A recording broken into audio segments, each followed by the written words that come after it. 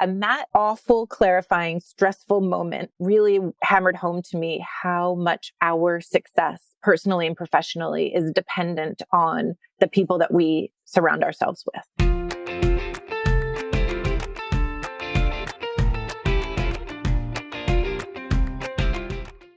Hi, everyone. It's Kara Goldin from The Kara Goldin Show, and I'm so excited for my next guest. I cannot even wait to introduce you all to her. I've only recently gotten to know Ann a little bit from this amazing group that we're both a part of called the Li.st. Ann is the founder of New Power Media and former editor-in-chief of 17 magazine, which is a magazine that I grew up with. And I watched you from afar and was just totally in awe of all that you were doing. And anyway, let's be clear, there's no way you were reading 17 magazine when I was the editor. I was the editor in the I know, but in the 2007 to 2015. So there's no way you were reading it. But my daughters were, and I mean, it's just such a great book. I'm still such a magazine fan, coming from starting my career in magazines. So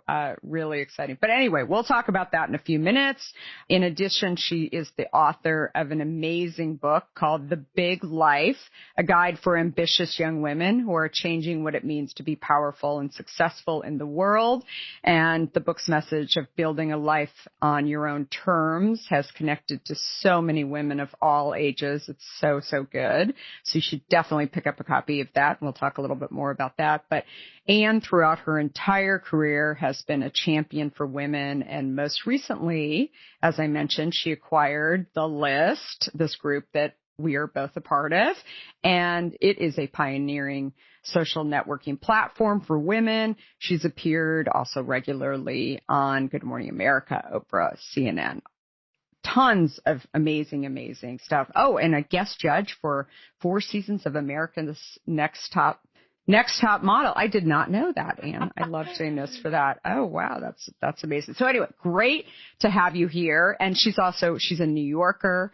She is living in a snowy environment at the moment and even came on to hang out with us, which I'm so excited about. She's also a mom, and I always love hearing from people who are doing great careers and also being great parents too. So anyway, welcome, Ann. Very excited to have you here.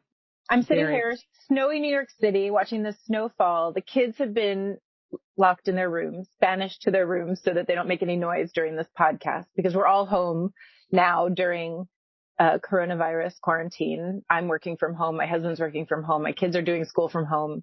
We're doing podcasts from home. We're doing video from home. Everything is happening here in this snowy corner of New York City. Well, we are very excited to have you here for sure. So walk me through the early years of Ann. So where were you? Where'd you grow up? All that kind of stuff. So I grew up outside of Philadelphia and then in Littleton, Colorado. And I was always this like suburban kid and desperate to move to New York City. Like by the time I was 16 years old, I just had hearts and stars in my eyes for New York City. And it was the ultimate. So as fast as I could, I went to NYU, which it's like a soft landing in New York City, right? It's like you get indoctrinated easily. But once I was here, I've never left. I've been in New York City now for 30 years, and this is my home. It's such a great place. And so did you start out in journalism? I did. When I got out of college, we were having a terrible recession, much like when millennials got out of college, much like this next generation when they're going to get out of college if they can afford to go to college.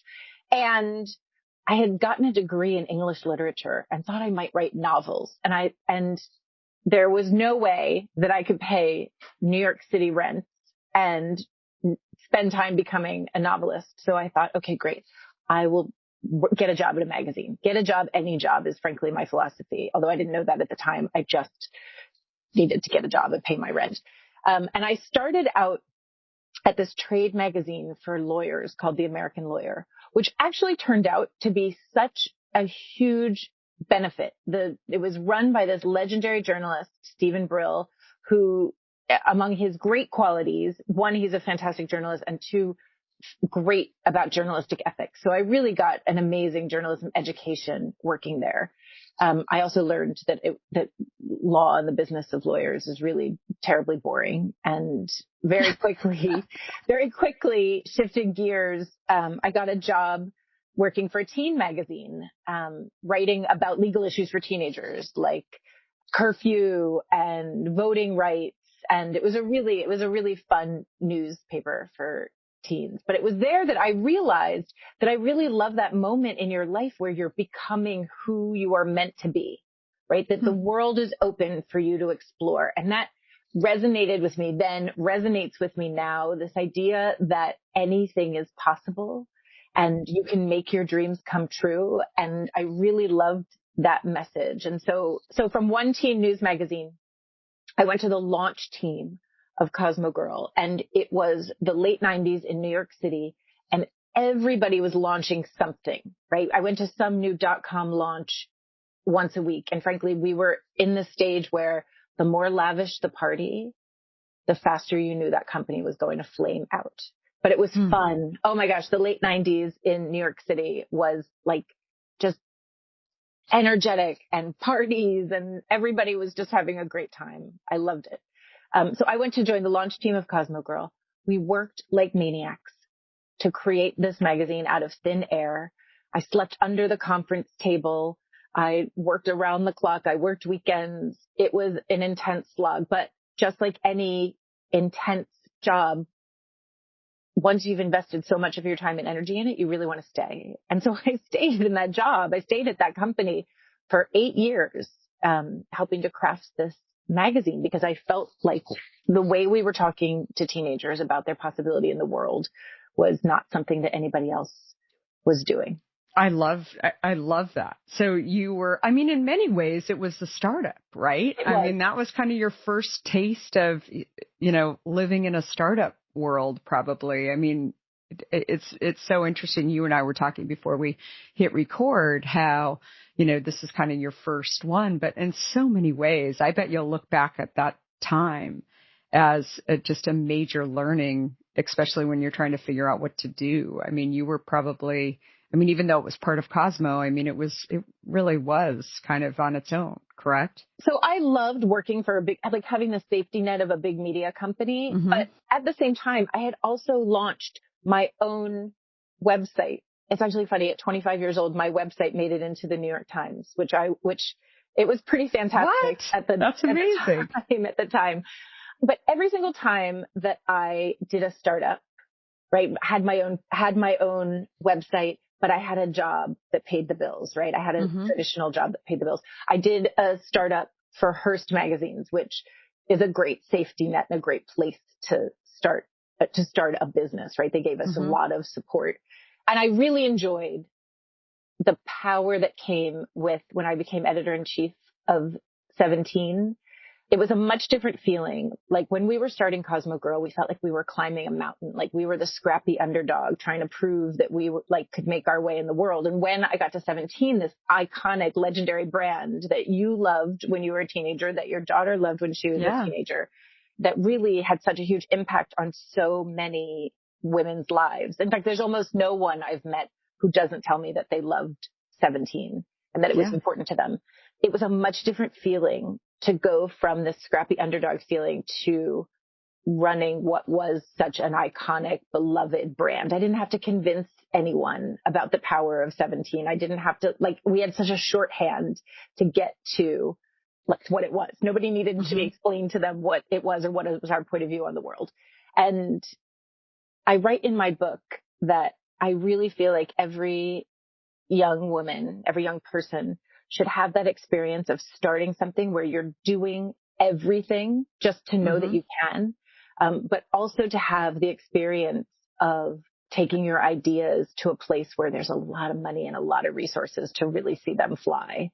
I think that there's tremendous benefits on both sides of that coin. Yeah, absolutely. Well, it's interesting. One of the things that you're just at the beginning of this journey right now for launching your company. But it's funny because just so many things along the way in building my company Hint, I found that there were pieces that even my first startup when I moved to Silicon Valley, where it was very different than the companies that I had worked for in New York. And it was 5 guys in an office, not in a garage, but they were all, no one was wearing suits. It was in jeans and T-shirts, and ideas came from anywhere. It didn't matter what your title was or, what your education level was, if you had creative ideas. And it was eye-opening for me. And so when I ultimately went and started my own company, I mean, now I look back on my days and there's just pieces that I pull from all these different places. And people are like, how'd you know how to do that? And I think to your point too, about learning a little bit about everything. I mean, as you get bigger, the main reason why I hire people is not because I don't know how to do the job, but because I hire people who love doing the job and maybe know how to do it better and really can direct their efforts towards doing that job to scale. Absolutely. Right. But you have to know, I mean, in order to be a leader, and in addition to some of the other stuff you and I were talking about before this started, where, it's a new thing every single day that comes about. I mean, I know how to code a little bit. I know how to do SEO a little bit, but I have people I actually know a bit about podcasting and the technology behind it. But I have people that once you have resources that can do it better, but I think that's ultimately how you're able to scale and frankly stay as CEO in your role too, because you actually can, keep up with what people are saying. So anyway. Right. You're the decision maker. And how do you make decisions if you don't have some insight and knowledge into what you're working on? I always find that whenever I can't make a decision, whenever I find myself sort of stuck, why can't I make this decision? It's because I don't have enough information yet. And I'm always looking for the experts who knows what I need to know so that I can figure out how to guide and make the decision to move us forward. And I bet you're like me, you also jump in. I mean, something we talk about, actually I've talked in a lot of interviews about this at the beginning of the pandemic, we're an essential product. And so while everybody was telling their employees to shelter in place, I was saying, here's your N95 mask and your gloves and your hand sanitizers. You're still working. And I had people on my team who have worked for me for a long time and said, are you trying to kill me?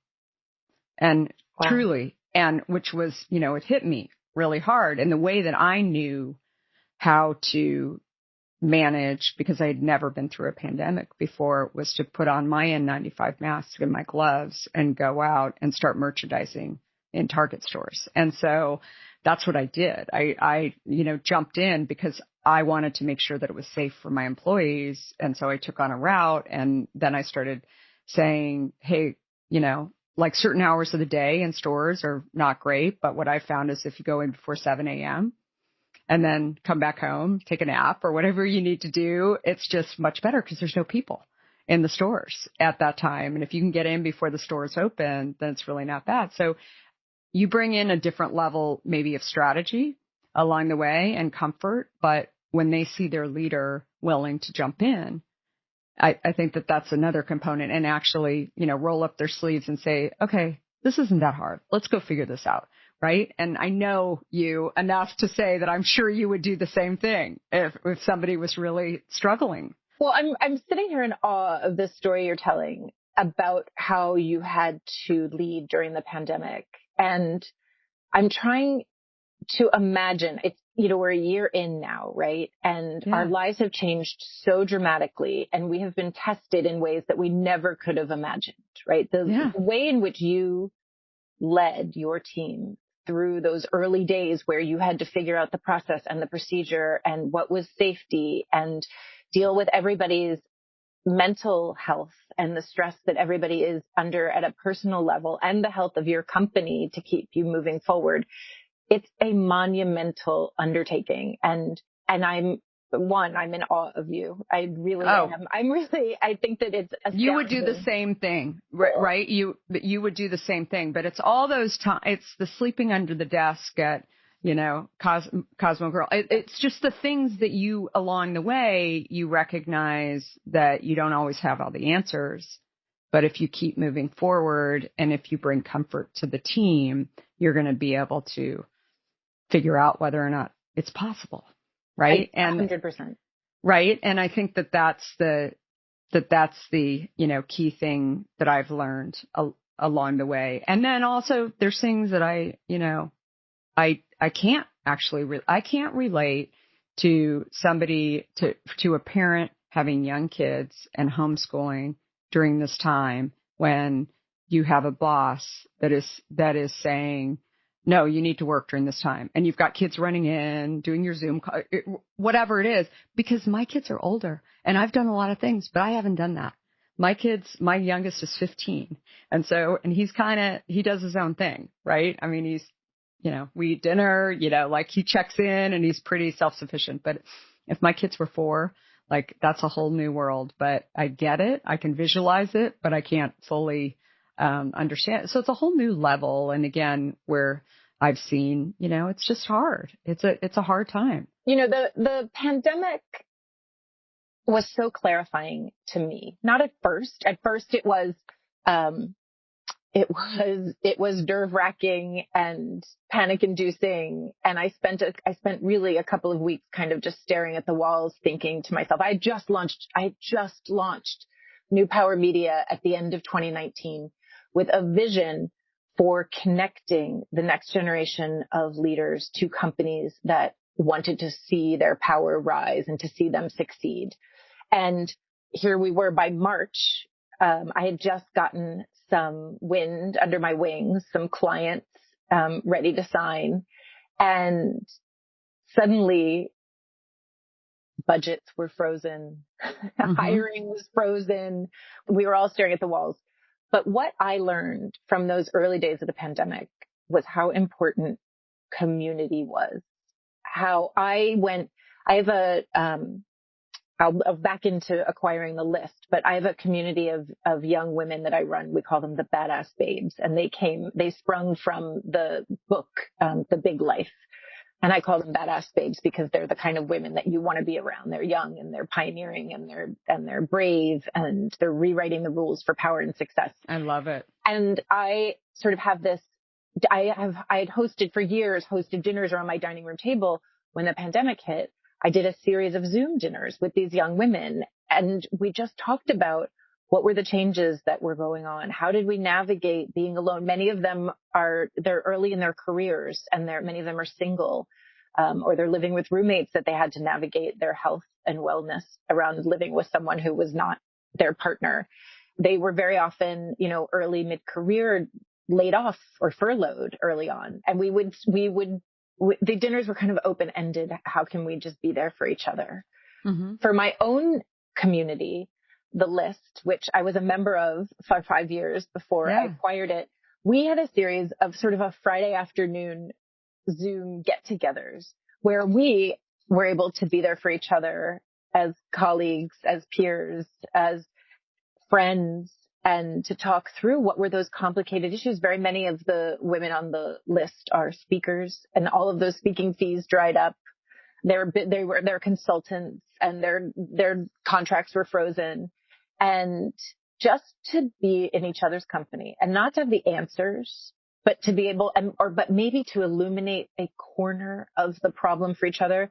Listen, I can't help you with the whole problem you're going through, but if you need somewhere safe to live, I've got a friend who lives in the next town over who is renting their house out. Or if you need to go and stay to be close to your parents, but you can't live in their house, I know somebody in this town who can be a connection for you. And we were just there for each other. And that awful, clarifying, stressful moment really hammered home to me how much our success, personally and professionally, is dependent on the people that we surround ourselves with.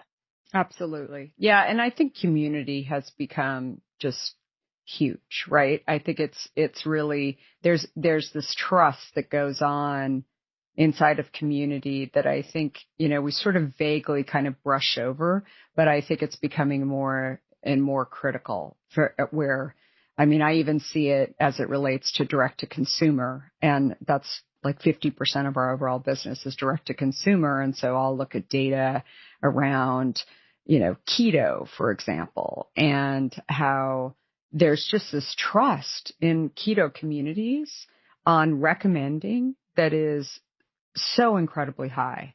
And yet, you can live in a different part of the country. You can have a different socioeconomic background. You can be a different gender, and it really doesn't matter because you both like keto. And it's fascinating. And I think the list to some extent has that as well. Well, the list is amazing to me. And I'll just give everybody a little background. The list is a 10-year-old digital first, digital only community. So really such a pioneer in that space. If you think back to 2010 when it was founded, like we weren't talking about digital communities. And it is a group of high impact women in media, technology, and entrepreneurship and business. And I remember the first time that I joined the list and I watched the conversations go by and I was terrified to jump in. I described it as like double Dutch. Like I didn't know where to insert myself. And everybody is so impressive. And it took me a while even to introduce myself to the group to understand. But I remember thinking that I had no idea that the depth of conversations that were being had in this community could be had among high impact professional women. The women in my network when I was editor in chief at Hearst, we were all lovely and friendly and we saw each other at cocktail parties and maybe occasionally would call each other up and say like, hey, I've got this sticky issue. Probably not. But we were not in each other's corners the way the women of the list are. And in all parts of your life, right? From kind of nuts and bolts transactional, who has a videographer that they can recommend for a project? I know there's a question that comes up all the time. I need an accountant, right? We're always trading great financial advisors and accountants, but then conversations about aging parents and about children and about fertility and about deeply complicated issues at the intersection of ambition and life that are just mind-blowing to me. Yeah. That women are having these conversations, giving each other trusted advice. It is so deeply rewarding just to be a member of this group. Yeah. And it really is. But I think I've thought a lot about this in particular over the last few weeks. And obviously, I have the same feelings that you do about the list. I mean, it's just amazing, what Rachel and Glennis, built. And even I think I joined 10 years ago. I think it was just getting started. So even every year it was getting bigger and bigger and, growing. It was just incredible.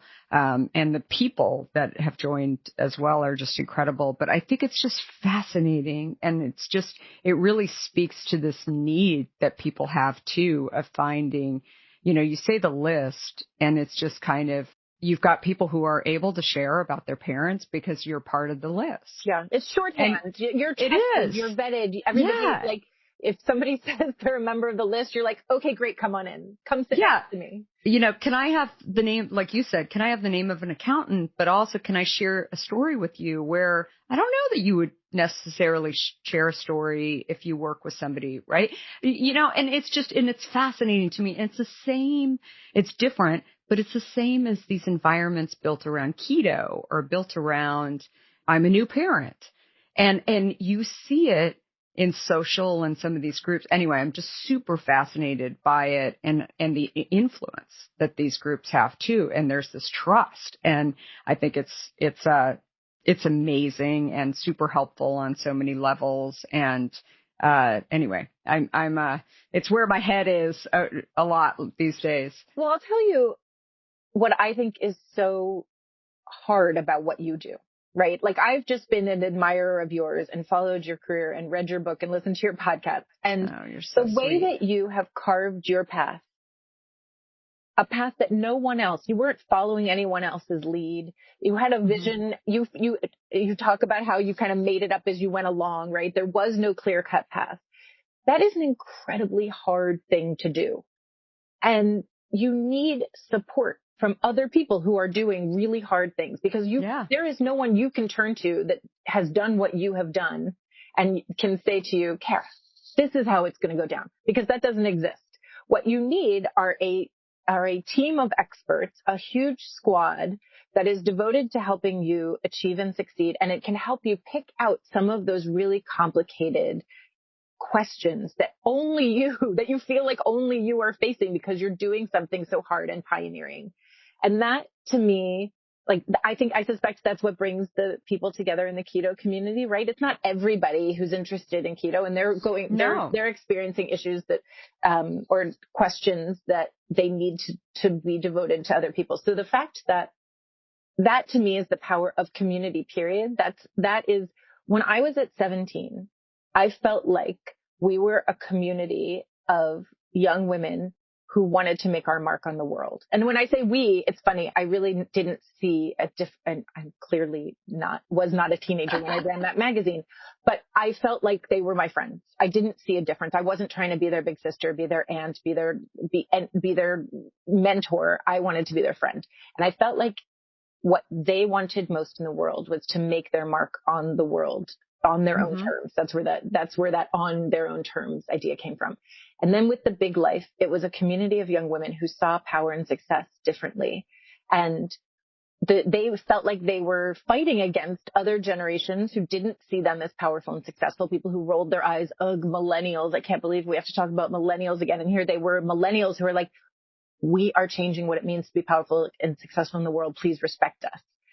And then just to connect the dots from 17 to the Badass Babes and the Big Life to New Power Media and the List, the women of the List, you and the women of the List, are the icons of building a life on your own terms, right? You are the pioneers. You have been paving the way. So it will be easier for the next generation of women who are coming up behind you to see, they're going to see a path for entrepreneurship and having a family and a successful personal life, which is not, frankly, what a lot of previous generations of women have been able to show us. And so that's how the dots of community and pioneering women doing hard things and banding together with other women to change the world and to make their mark on the world. That's the through line that I see in the work I do that connects women of all ages. I absolutely love it. You know, it's interesting. It could probably even be a whole different podcast, but something you just talked about, the millennial generation, 70% of our workforce is millennials today. And I really thank the millennials for bringing things to the forefront, including the fact that they want to work in an environment. They want to have, some work-life balance. Flexibility. They want flexibility. Mental health doesn't mean you're crazy, right? That you're a bad person, that you need to be fired. You're not going to be able to be dependable. All of these kind of things I think are really, really important. What fascinates me about this generation is, and something I didn't expect. So when my book came out, it was clearly, great for people who are entrepreneurs and starting companies. I started hearing from a number of millennials. I'm a Gen Xer, and I started hearing from a lot of millennials who said, thank you for writing this book, because there aren't a lot of female executives who are Gen Xers who are actually saying it wasn't easy. And there were choices that I made along the way. And there were failures that I had along the way. And I never thought about that when I wrote this book. And it's something that's kind of been sitting with me as a bit of a responsibility. There are a lot of men who have written business books who are saying, I did this company. Maybe I, made a few mistakes here and there, but for the most part, it was great. If you read my book, you'll read that there's some hairy times along the way. And, thankfully it's growing and everything's great, but there were moments. I have 4 kids. I started the company with 4 kids under 6. It was, a choice, right? That I did that, but it wasn't always easy. And I think there need to be more people that are telling the story of the Gen X generation.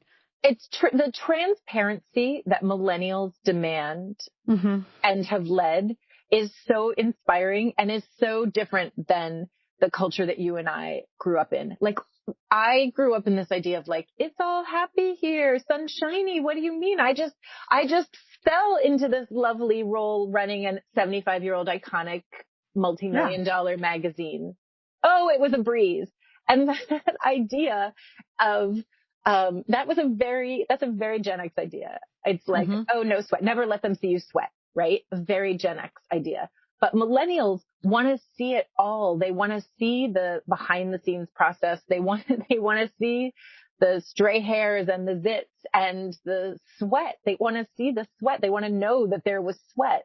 And I really appreciate that. I actually think that, of the things you identified, the flexibility, accountability, diversity, and transparency are the amazing legacies that millennials have given us that we should all, I did a TED Talk called We Should All Be More Millennial, which I really think is true. It's for those reasons that they are leading a change, that's better for all of us. Yeah, totally. And there's a whole group now that are also struggling with, being inside of a house with, and not knowing when they're going to be able to go back to an office, and where, that person who sat in the desk next to them, they may not have gone out with them on weekends, but they actually miss them.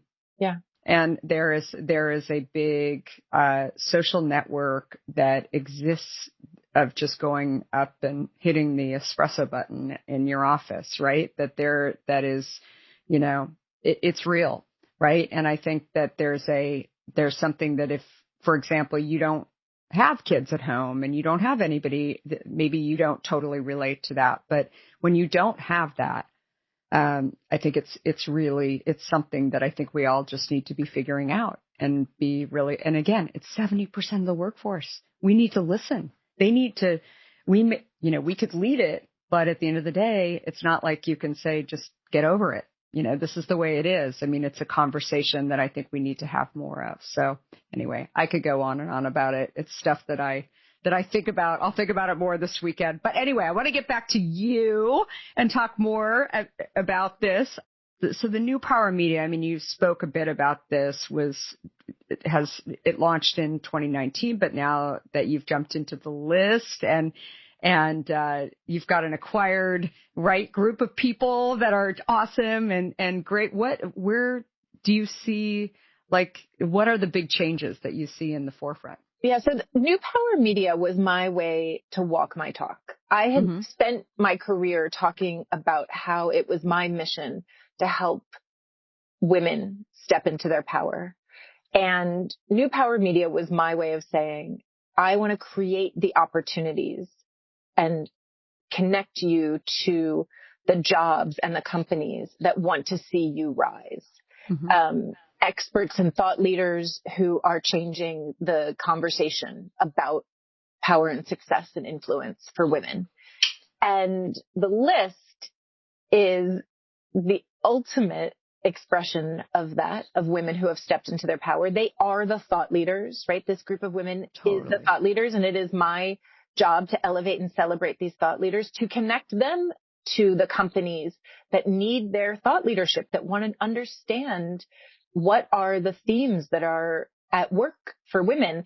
It's interesting. In particular, we had a really dynamic conversation recently around the crisis that working families are facing now, with millions of women out of work, who during the pandemic, who have really felt crushed under the weight of the pandemic, been unable to navigate family and career and however those decisions made their way. And, so many of the women who are leading that conversation in the world are on the list. And we were having that conversation on the list first. Reshma Sajani and Eve Rodsky and Amy Nelson at the Riveter. I wrote the cover story for Parents magazine, interviewed. Which was so good, by the way. Thank you. So good. And interviewed Dr. Marianne Cooper, who is also on the list. She is the lead researcher on the Lean In reports and Women in the Workplace reports. And we are all so focused on this next moment about what is going to happen to women in the workplace.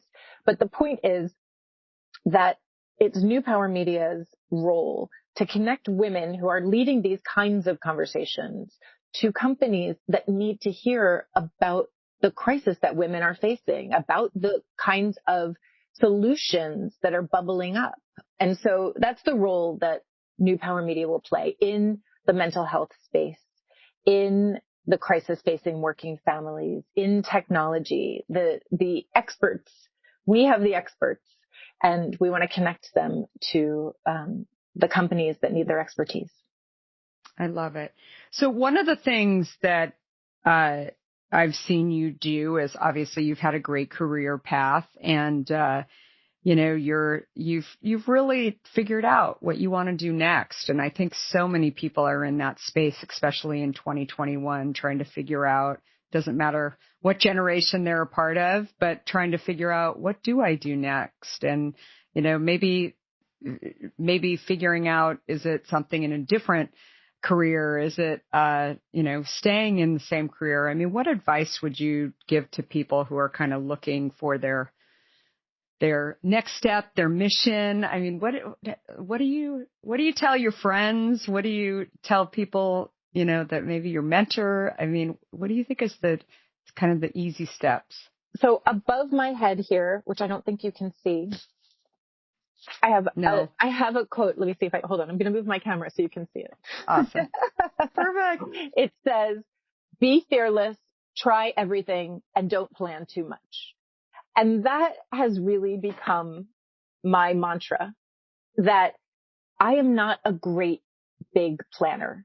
I don't have a 5-step plan to get from where I am to where I want to be. I have like a short-term plan and a long-term vision, but I really find that if you are curious and thoughtful and understand your needs, right? Your needs for money, or your needs for security, or your needs to be in front of other people, that you can explore into new territory. And that's what feeds me, is just the exploration. What's next? What's new? Where can we go from here? The curiosity. It is the curiosity. And look, I recognize that it can also be terrifying and fill you with doubt and make you feel small and overwhelmed when you're faced with the what do I do next question. But I'm also of the philosophy that if you don't try to honor yourself, right? If you know that something is going to make you feel small, or is undermining you, or makes you feel like it's a slog, that maybe you can do it for a little while, but it's not going to be long-term sustainable, and that you have to honor whatever it is inside you that's driving you. So true. In the end, that's what matters the most. I absolutely agree. And when you think about it, I love your small steps and just trying. And it's, I think that so often when we make things, when we think to ourselves, oh, we're going to go try something, that we do build it up instead of actually the small steps that you talked about, and really just going and trying and knowing. So I was saying to somebody the other day, I remember when my dad, something I talk about in the book is he never really had the courage to leave his job. And he was of a different generation where, can you imagine when you were 21 years old, if you graduated from college, that you were trying to make a decision for your whole life, right? Most people had one job, maybe two jobs, but you had to be able to answer a few questions. And I mean, how stressful that would be versus today, Yeah. right? It's really, I say this to my kids. I'm like, you just go figure out what you think you want to do. And guess what? You can actually change, right? It's like, I know people who even went to graduate school, went to law school, went to medical school, whatever. And they still change, right? And it's fine with everybody that you do that, which I think is just, amazing. People, I think building this up to think that it's some giant decision is, really often prevents you from actually trying. So, but I love, I'm sorry, I just want to tell you, I love the story about your dad, that even though he knew he needed the security of a job and didn't take the risk to run his own business, that he was able to feed that entrepreneurial spirit to launch new products and to create new businesses, and at the same time recognize, like, he had a family that needed to be supported. I think there is such a drive these days for entrepreneurship, especially among young women who don't see a system ahead of them that honors them, right? They're like, oh, this system doesn't work for me. And at the same time, it is terrifying to be an entrepreneur, right? It's terrifying to jump. It's terrifying to believe in yourself and to know that you can do it, and to gather a team and to be okay with not getting it right. All of those things. Yeah. And I think that it's so true. There's a lot of other ways to honor that spirit of wanting to carve your own path. That it's okay if you can't jump, right? If you can't jump in with both feet. Maybe you will in your next act. Yeah. And I tell people that all the time. I have people who joined Hint and they have no interest in ever running a company. Zero. And they know that about themselves, but they actually love being in an entrepreneurial spirit. They love being a part of a team of people that is, changing the world around health and around, changing an industry. And they're very interested in it, but they also don't want to go raise money. They don't want to get the phone calls on weekends trying to deal with who knows what, right? But I always say to them, I think it's amazing that you know that about yourself, right? And you can actually still join a company and you don't have to be the CEO of the company or in a C-suite role. And I think that that's another thing, that if you think maybe you want to go do that eventually, going and joining a company and trying to figure out what it's like too, and being very clear. It doesn't mean that you couldn't. It's a choice. Yeah. And more than anything. So, well, I've loved this conversation, Ann, and we should chat more. Maybe we'll get on a Clubhouse one day and talk more about some millennial, how to lift millennials, and I think it's right. I feel like a lot of that is still to be done, and responsibility of the generations. While I'm still in the workforce, I think it's something that I really do want to shed light on what I know and how I feel about it, because I agree with you. It's not, I think that oftentimes they're not sort of what they've brought to the system is pretty incredible. So absolutely. We can talk about our Gen X angst. Yes. And the I love it. of millennials and Gen Z. Well, thanks everyone. And, Ann, where do people find you, by the way? Oh, you can find me at Ann Shoket on Insta, on Twitter. You can find the list at theli.st. Which is so great. Okay, awesome. Well, thanks everyone, and we'll see you soon.